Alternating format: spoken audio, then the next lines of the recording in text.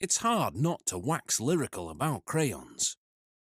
They were invented in America in 1903, when a non-toxic version was created from the basic wax crayon already used for marking crates and barrels. We take a look at how colour is added to childhood.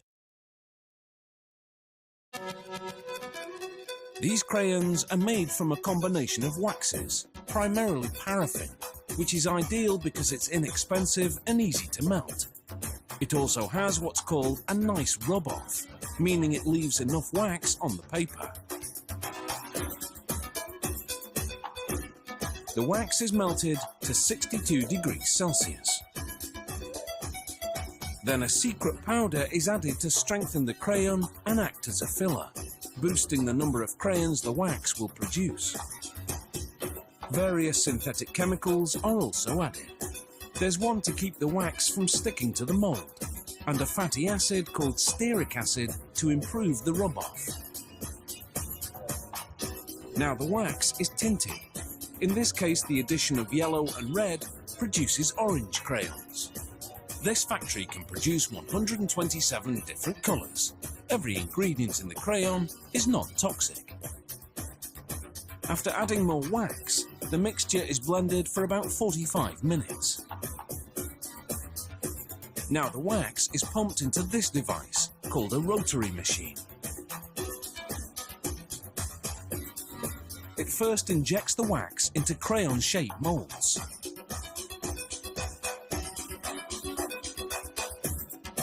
Then, it envelops the moulds in cool water, hardening the wax within 60 seconds.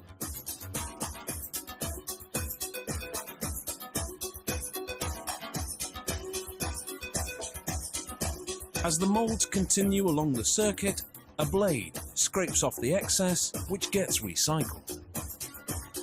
Just one rotary machine moulds more than 2,700 crayons per cycle.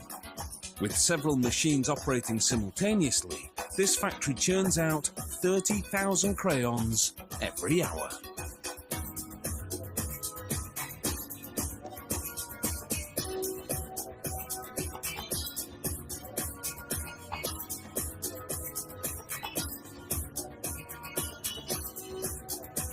The machine ejects the crayons, and a conveyor transports them to the labelling machine. One by one, they drop into the grooves of a revolving drum. At the bottom left, glue coats the surface in between the grooves, just before the crayons go in. The machine then slaps a label onto each crayon. A roller presses the label against the adhesive. Then a small arm wraps it around the crayon. This machine labels 8,500 crayons per hour.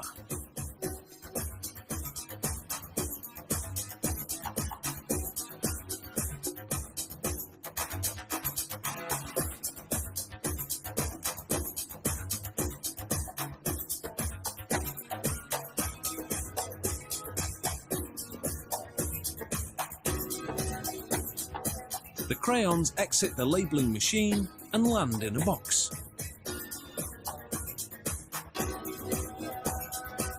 They're sorted according to colour into the appropriate hoppers of the packing machine. The packaging line is entirely automated. The factory programs the machine to collect a certain number of crayons in specific colours, according to the type of pack in production. Their best sellers are packs of 16 and 24. The packing machine is designed to handle the crayons gently. Occasionally, though, a crayon does crack or a label comes loose. When that happens, a sensor automatically stops the machine and a light goes on above the problem hopper. The jam is cleared, then production resumes. Once the count is complete, the crayon line and the box line meet. A pushing device slides each set of crayons into a box.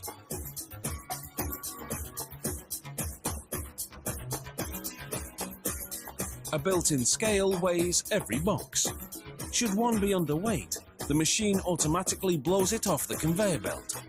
Then the missing crayon is added manually, ensuring a full complement of colours for every budding artist.